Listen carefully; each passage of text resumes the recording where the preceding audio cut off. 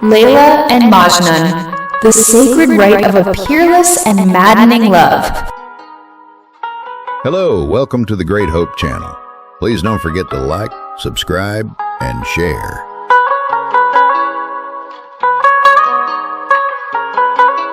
In the heart of the dry and scorching deserts of Najd, where the sky glared fiercely down upon the earth, and the sun sucked dry the very sap of the barren soil, the silence of the wilderness was broken only by the howling of harsh, unforgiving winds. In that vast expanse lived nomadic tribes, where the sword and the Arabian steed were the most prized possessions of the men, and war and bloodshed were the ordinary rhythm of life, save for the sacred months.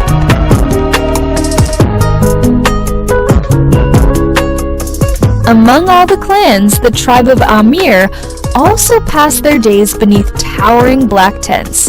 In this dry and brutal climate, to survive, to gain status, and become renowned across the desert, one had to be a warrior, a man of blood. Yet Qais was not only heir to no celebrated sword or noble steed, he harbored within his soul a profound aversion to war and violence. He was a young poet whose spirit stood in stark contrast to the brutality of the desert nomads.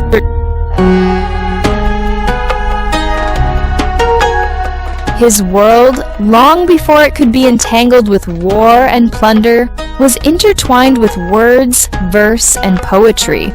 And far across the tribal borders, amidst the dark tents of the Thaqif clan in a culture where daughters held no place, and to have a female child was deemed a curse and a disgrace, Layla lived like a sealed, unspoken secret.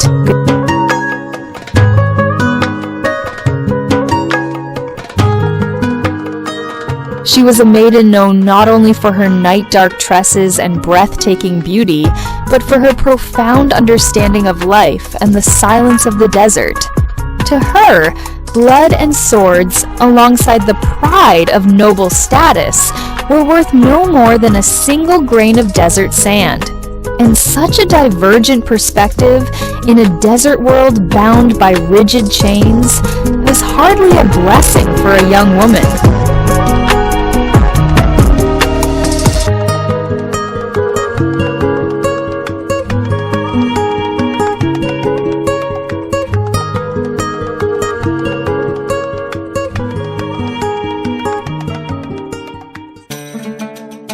Their acquaintance began in the schoolhouse, beneath the shadow of the merciless desert sun. Qais became captivated by Layla's quiet dignity and penetrating gaze, a gaze that, to the poet Qais, served as the ultimate inspiration. In the heavy silence of the classroom, using the language of unspoken verse and hidden glances, they built a world to which no one else held a key. Qays no longer simply wrote.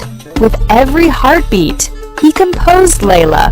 Layla, too, hidden behind the veil of modesty and the strict laws of her clan, responded in her heart to this poetic fervor. This was no childish infatuation. It was a tempest taking root in the solitude of the desert.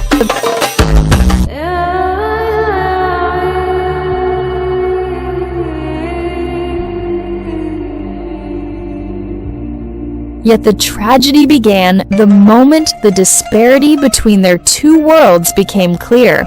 Whispers of Qais's love, and the verses he recited in the markets and tribal gatherings describing Layla's beauty, did not sit well with the elders of Thaqif. In the culture of the desert dwellers, love was a weakness, a stain upon the honor of the clan. Layla's father, a prejudiced man imprisoned by hollow traditions, flew into a rage.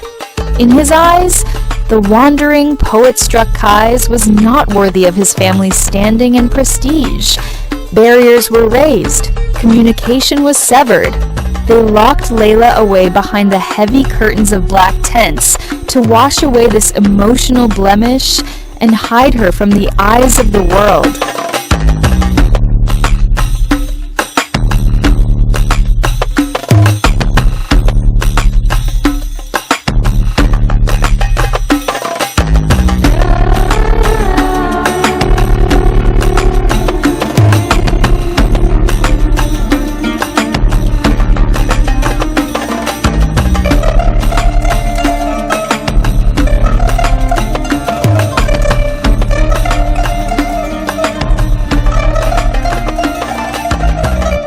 Qays, who saw his entire existence in Layla, could not endure these walls. He shattered. The chains of his reason and logic were broken, and the reins of his madness were cast to the wind. Like a madman, he tore his garments, poured the dust of the desert upon his head, and earned the moniker Majnun. By night, heedless of the bone-chilling desert cold and the taunts of the guards, he would make his way to Layla's tent, kissing the very earth around its perimeter where her footsteps might have fallen.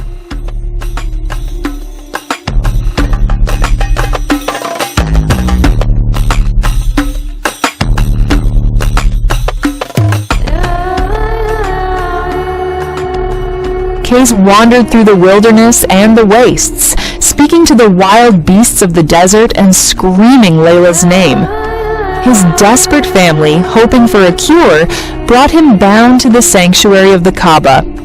Yet Majnun, rather than seeking repentance or praying for patience, grabbed the ring of the door of God, crying out with a burning, passionate plea, "O Lord, increase my love for Layla 100-fold, and never for a moment release me from this madness."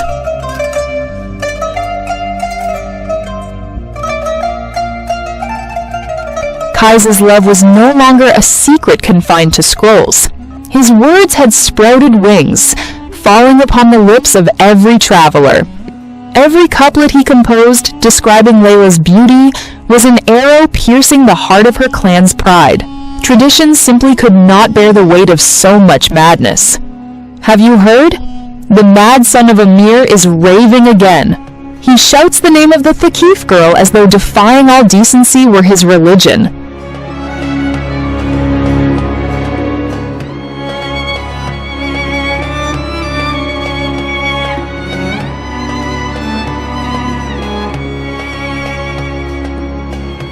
Why do you blame me?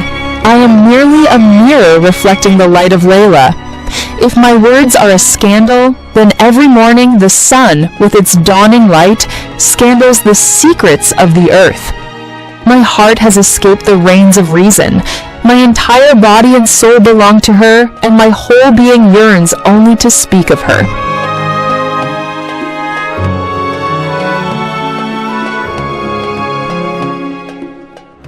Within the camp of Layla's tribe, the air was heavy and thick with rage. The news of Qays' verses struck her father like a whip across the face, leaving behind burning, bloody welts.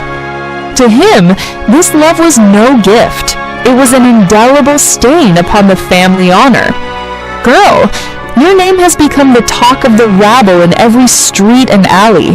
This boy has auctioned your virtue across the tribes with his words. Either you extinguish this fire in your breast, or the walls of this tent will become narrower than a grave for you.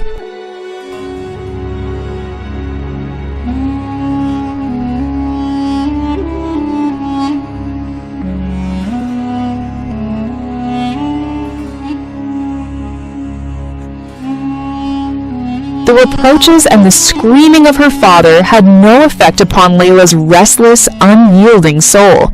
Like Qays, she too was intoxicated and maddened by a love that had enveloped her entirely, like an eternal seal. Father, you may lock the doors, but you cannot command the wind to withhold the scent of the beloved. Qays has committed no sin other than speaking aloud what he read in my eyes. Our love is no scandal. It is a beautiful and sacred awakening.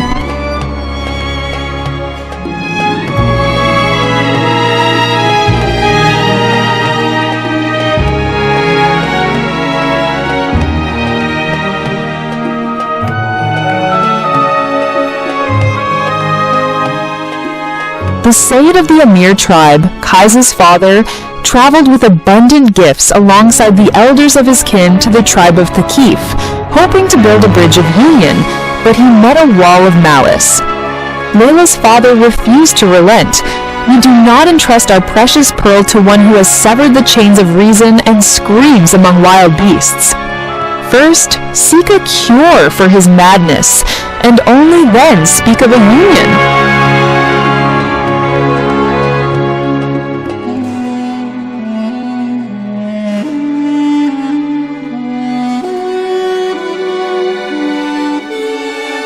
life grew harder and harder for the young Majnun. Qais was driven from his home and city.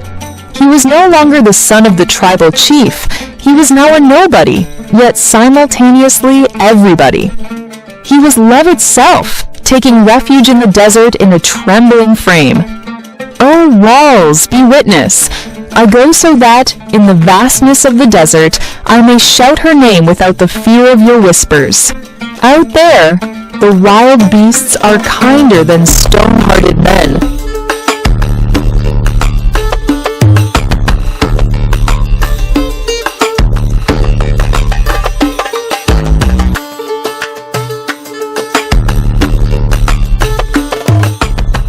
Majnun's final gaze toward Layla's tent was not born of regret, but of absolute certainty. He knew that from this moment on, he would find Layla not among humankind, but in the beating of his own heart and the breath of the wilderness. Faced with the crossroads of a life without Layla alongside his tribesmen, or a life with the memory of Layla in the heart of the desert, Majnun chose madness and surrendered himself to the wild.